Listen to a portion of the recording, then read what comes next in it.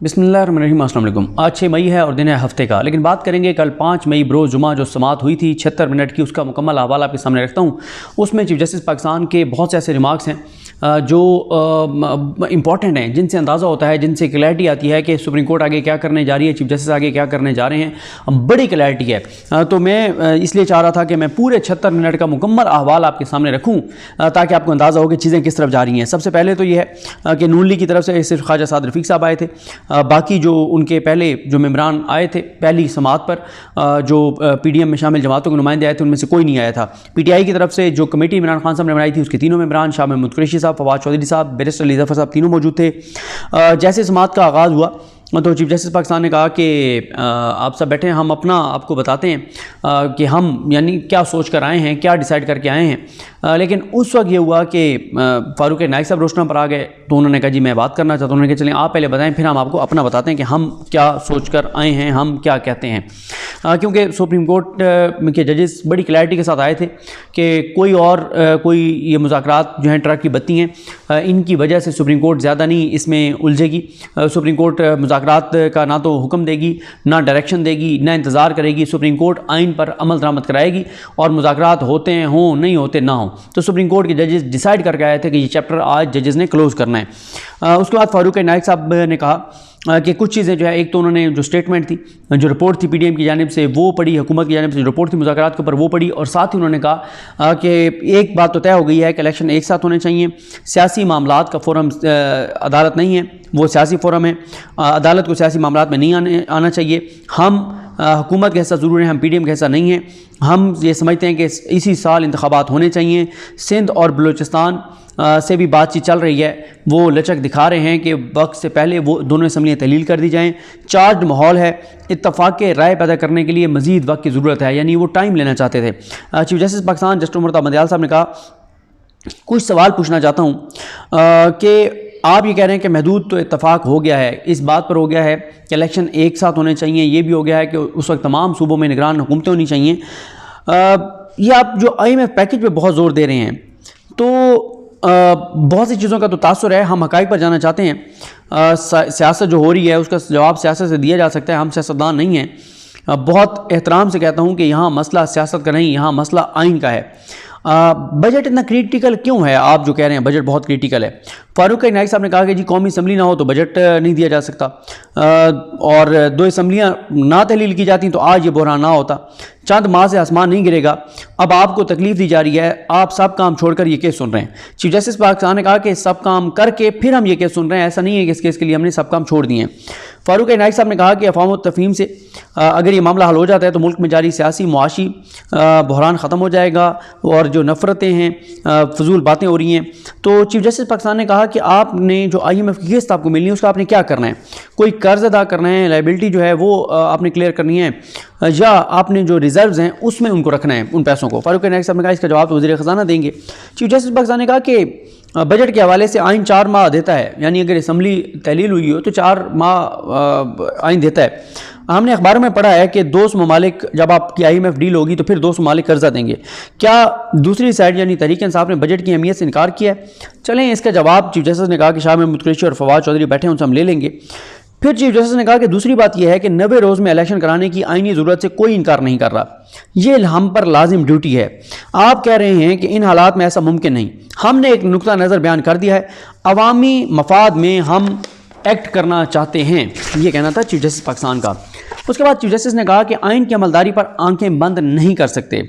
Chief justice ने यह भी कहा कि मामला सियासतदानों पर, आइन का मामला सिर्फ सियासतदानों पर नहीं छोड़ सकते। दोनों मैंने चीफ जस्टिस ने कहा कि TV पर सुना जब ये मुज़ाकरात ख़त्म हुए तो जो बातचीत हो रही थी, दोनों ने मुज़ाकरात के ऊपर को सराहा, दोनों साइडों ने, हुकूमत ने, अपोजिशन ने।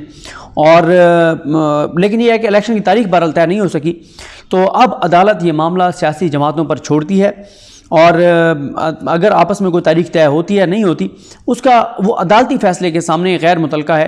गैर मुतलका इसलिए है, इरेलीवेंट है, क्योंकि अदालत अपना एक फ़ैसला 14 मई का दे चुकी है, वो फ़ैसला बरकरार है, वो फ़ैसला हमने वापस नहीं लिया, और उस फ़ैसले में कोई तब्दीली आज भी हम नहीं करने जा रहे।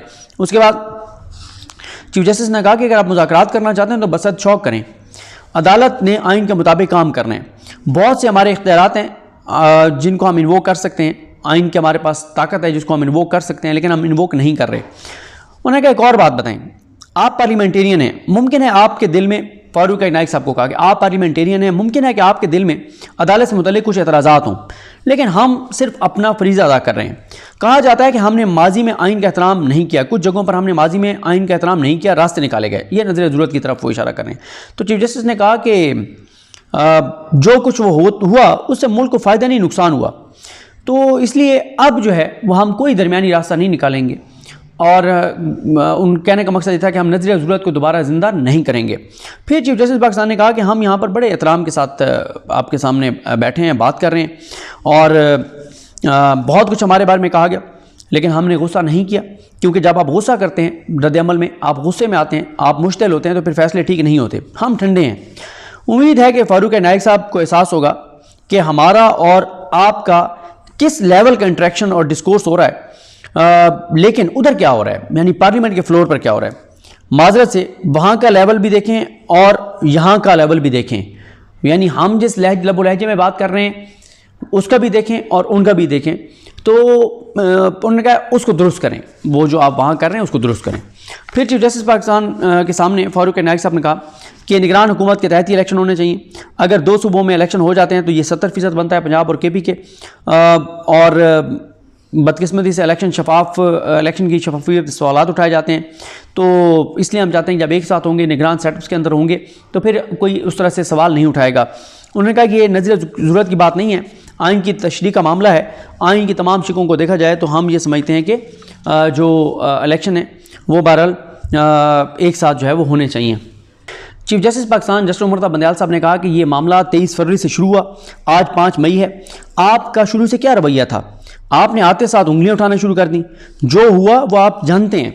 آرٹیکل 224 دیگر نکات جو آپ آج ہمارے سامنے رکھ رہے ہیں، AG صاحب تشریف فرما ہیں، اٹارنی جنرل صاحب، لیکن یہاں پر جو آئین کا معاملہ تھا، جو پروسیڈنگ تھی، ان کو سنجیدہ نہیں لیا گیا، آپ لوگوں نے تو بائیک آؤٹ کر دیا، آپ نے تو ہمیں بتایا نہیں۔ فاروق نائک صاحب نے کہا ہم نے تو بائیک آؤٹ نہیں کیا۔ چیف جسٹس پاکستان نے کہا کہ پہلے مرحلے میں آپ نے بائیک آؤٹ نہیں کیا تھا، دوسرے مرحلے میں آپ نے بائیک آؤٹ کیا، تو ہم نے بھی کہا السلام علیکم، اور چیف جسٹس نے کہا کہ ہم نے تو آپ کو چٹھی پڑھا دی تھی، جس چٹھی پہ لکھا ہوا تھا کہ ہم عدالت پر عدم اعتماد کرتے ہیں، تو آپ نے وہ عدم اعتماد واپس نہیں لیا تھا، آپ نے بائیک آؤٹ واپس نہیں لیا تھا۔ فاروق نائک صاحب نے بہرحال یہ کہا کہ میں بائیک آؤٹ کے خلاف تھا۔ چیف جسٹس نے کہا کہ آپ تو آج تک 4-3 پر ہیں، آپ نے تو یہ کیس سنجیدگی سے چلایا ہی نہیں ہے، آج جب سب کچھ ہو گیا تو آپ وہ باتیں کر رہے ہیں جو آپ کو پہلے دن کرنی چاہیے تھی۔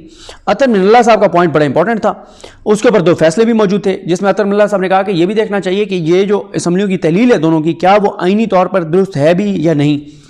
اس وقت آپ کی گفتگو کیا تھی؟ فیصلے اور قانون پہ تو بات ہی نہیں کی جا رہی تھی، یہ نکات جو اٹھانے چاہیے تھے تو اٹھائے نہیں گئے، اور جو ہے وہ چیف جسٹس نے کہا کہ ECB نے کہا کہ ECB نے پہلے کہا کہ ECB نے کہا کہ ہمیں سیکورٹی دے دیں، پیسے دے دیں، تو ہم الیکشن کرانے کو تیار ہیں۔ آپ کی سنجیدگی کا عالم تو یہ ہے حکومت کی کہ آپ نے ابھی تک ریویو ہی دائر نہیں کیا، کیونکہ آپ قانون میں نہیں سیاست میں دلچسپی رکھتے ہیں، اور ریویو کا ٹائم ظاہر ہے 4 اپریل تک تھا، 4 فروری کا آرڈر تھا، تو 4 مئی تک جو ہے وہ ریویو دائر ہو سکتا تھا، اب تو وہ ٹائم گزر گیا۔ چیف جسٹس نے کہا کہ ہم سیاستدان نہیں، آپ کی سیاست کا ہم جواب نہیں دے سکتے، ہم نے آئین کے تحفظ کا حلف لیا ہے، ہاتھ کیسے کھڑے کر دیں؟ آپ نے کہا کہ سیاسی، معاشی، آئینی اور سوشل کرائسس ہے، ایک سیکورٹی کا بھی کرائسس ہے، کل 6 جوان اور 8 اساتذہ شہید کر دیے گئے، ہمیں سنجیدہ ہونا ہوگا، حکومت اور تمام سیاسی جماعتوں کو سنجیدہ ہونا ہوگا، ہم عوامی مفاد پر آنکھیں بند کر لیں؟ حاکمیت صرف اللہ تعالیٰ کی ہے، حکومت منتخب نمائندوں کے ذریعے ہوگی، آئین سپریم ہے، پارلیمنٹ ایگزیکٹو عدلیہ یہ ریاستی ستون ہیں، ایگزیکٹو پابند ہے کہ عدلیہ کے احکامات پر عمل کرے، ہم تحمل کا مظاہرہ کر رہے ہیں، آپ نے ہمارے تحمل کا غلط مطلب لیا۔ اس کے بعد علی ظفر صاحب آئے، ان کو سنا گیا، اس کے بعد انہوں نے ساری کچھ عام نکات رکھے، پھر خواجہ صادر رفیق صاحب آئے، ان کو چیف جسٹس نے کہا جناب خواجہ صاحب، جناب خوش آمدید۔ صادر رفیق صاحب نے کہا بسم اللہ الرحمن الرحیم، جو کہوں گا، سچ کے سوا کچھ نہیں کہوں گا۔ چیف جسٹس نے کہا گاڈ بلیس یو۔ انہوں نے کہا کہ میں وکیل تو نہیں ہوں، مجھے وہ طریقہ تو نہیں آتا بات کرنے کا، لیکن اگر کہیں کمی کوتاہی ہو تو میں معذرت خواہ ہوں۔ آج جو ماحول پیدا ہوا ہے اس کی طرف نہیں جاؤں گا، اس وقت جو ماحول بنا ہوا ہے عدم اعتماد بہت گہرا ہے اداروں اور سیاسی جماعتوں کے درمیان، لیکن ہمارے خلاف یعنی نون لیگ کے خلاف 2017 سے ناانصافی عدالت سے شروع ہوئی، میں خود ایک وکٹم ہوں اور آپ اس کے گواہ ہیں۔ یہ شاید اشارہ کر رہے تھے جو ثاقب نثار صاحب نے ان کو طلب کیا تھا اور وہ جو کچھ ہوا تھا. کوئی باشعور شخص نہیں چاہتا کہ پاکستان میں بحران ہو. ہم آج تک اپنی قوم کو صاف پانی نہیں دے سکے 74 برسوں میں. ہم نیوکلیئر پاور ہیں. محاذرائی معاملات کو کہیں اور لے جائے گی. بات چیت کے لیے اور یہاں آنے کے لیے بہت سنگ زنی سہنی پڑی. ہمیں موقف رکھتے ہیں, کچھ لوگ موقف رکھتے ہیں اور وہ لچک بھی نہیں دکھاتے. شاید ان کا اشارہ حکومتی اتحادیوں کی طرف تھا. ہم نے اور آپ نے کوشش کی اور یہ کہا کہ بات چیت ہی واحد حل ہے. آئین 90 دن میں اگر الیکشن کا حکم دیتا ہے تو شفافیت کی اور غیر جانبداری کی بھی بات کرتا ہے. پنجاب پر پہلے ہی الزام ہے کہ پنجاب دیگر صوبوں پر, چھوٹے صوبوں پر ڈومینیٹ کرتا ہے. ملک الیکشن نتائج نہ ماننے کے سنگین نتائج بھگت چکا ہے. ملک 2 لاکھ ہو چکا ہے اور اس وقت تلخیوں کو کم کرنا ہوگا. تمام جماعتیں, وکلا سب یہ کہہ رہے ہیں, جو قوم پرست جماعتیں ہیں, جو بڑی جماعتیں ہیں, وہ سب یہ کہتے ہیں کہ اگر ایک صوبے میں صرف الیکشن ہو گئے تو یہ ملک کے ساتھ تباہی ہوگی. موجودہ بحران کو چھپایا نہیں جا سکتا. 1998 میں, 1988 میں اور پھر بینظیر بھٹو کی شہادت پر الیکشن آگے گئے تھے اور اگر ہم سے کچھ پوائنٹ مس ہو گئے تھے جو آج آپ کہہ رہے ہیں کہ ہمیں اٹھانے چاہیے تھے تو آپ از خود نوٹس لے کر ان کو دیکھ لیتے. ویسے بھی آپ نے از خود نوٹس لیے ہیں اور 63A کا ریویو یہاں پر پینڈنگ ہے, وہ نہیں لگ رہا. چیف جسٹس پاکستان نے کہا کہ ہم نے اٹارنی جنرل پاکستان کو بتا دیا کہ ہم وہ 63A کا ریویو لگا رہے ہیں اور ہم نے از خود نوٹس لینے ترک کر دیے ہیں. خواجہ صادر فقی نے کہا کہ پی ٹی آئی اور نون لیگ کے درمیان, حکومت کے درمیان, پی ٹی آئی اور حکومت کے درمیان, اتحادیوں کے درمیان یہ طے ہو گیا ہے کہ الیکشن کے نتائج کو سب مانیں گے. بلوچستان اور سندھ میں بہت حساسیت ہے. پہلے ہی پنجاب پر الزامات کا بہت بوجھ ہے اور ان کو کیا اس لیے صرف جلد تحلیل کر دیا جائے کہ پنجاب میں الیکشن ہونے. تو بہرحال پی ٹی آئی اور حکومت دونوں طرف اخلاص کا مظاہرہ کیا گیا اور انہوں نے کہا کہ ہم اپنی ٹرم مکمل ہونے کے بعد 1 گھنٹہ بھی نہیں رہیں گے اور ہم نومبر میں الیکشن کرا دیں گے. نومبر میں الیکشن کرا دیں گے, اکتوبر سے بھی آگے چلے گئے. اگر پی ٹی آئی دلچسپی رکھتی ہے تو بات چیت کا دوبارہ آغاز جو ہے وہ کیا جا سکتا ہے. اس کے بعد انہوں نے کہا کہ عدالتی سیاسی معاملات میں الجھیں یا الجھا دی جائیں تو پیچیدگی پیدا ہوتی ہے. جو معاملات حل نہیں کرے گا مورخ اس کے مطابق لکھے گا, اسی پر تاریخ کا بوجھ ہوگا. جو سیاسی ڈائلاگ کے ذریعے معاملات حل نہیں کرے گا, جو میں کہنا چاہتا ہوں وہ کہہ نہیں رہا لیکن سب سمجھ رہے ہیں. ہم جمہوریت کی قیمت پر الیکشن نہیں چاہتے. جمہوریت پہلے ہی زخموں سے چور ہے. کوئی اور ہاں انہوں نے کہا کہ کوئی اور جیت بھی گیا, یعنی عمران خان اگر جیت بھی گئے تو وقت گزر جائے گا. ہم نے ضیاء کا مارشل لاء دیکھا, مشرف کا دیکھا اور پچھلا نقاب پوش مارشل لاء بھی دیکھا. تجویز یہی ہے کہ بات چیت کی جائے اور معاملہ حل کیا جائے. اور انہوں نے یہاں پر ایک موقع کے اوپر مارشل لاء کا بھی انہوں نے خطرے کا اظہار کیا. انہوں نے کہا کہ اگر ہم نے جو سبق نہ سیکھا اور افہام و تفہیم سے معاملات حل نہ کیے تو پھر سب باتیں کرتے رہ جائیں گے. اس سے زیادہ میں کچھ نہیں کہنا چاہتا.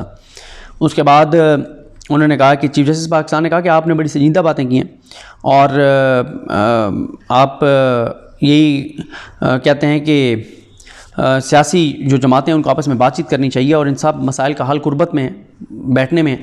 اور پھر آگے چل کے چیف جسٹس نے ایک موقع پہ فاروق عنایت صاحب کو بھی کہا کہ آپ یہاں پہ باتیں تو کرتے ہیں, وعدے تو کرتے ہیں, لیکن پھر ان پہ عمل نہیں ہوتا. لیکن چیف جسٹس نے کہا کہ ہمارا کام آئین پر عمل کرانا ہے.